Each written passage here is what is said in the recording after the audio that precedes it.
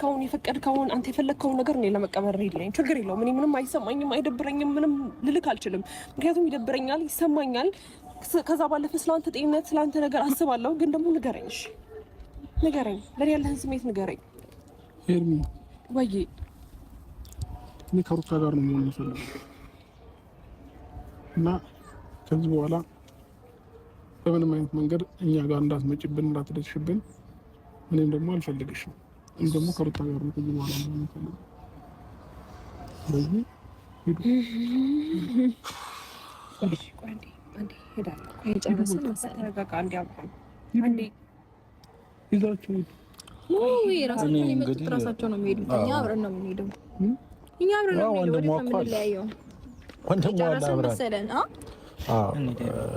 እንግዲህ ከዚህ በላይ እነሱ የሚቆዩ አይመስለኝም። ከዚህ በላይ ባንጫ ነው ጥሩ ነው። መናገር የፈለገውን ተናግሯል። ስለዚህ ብንሄድ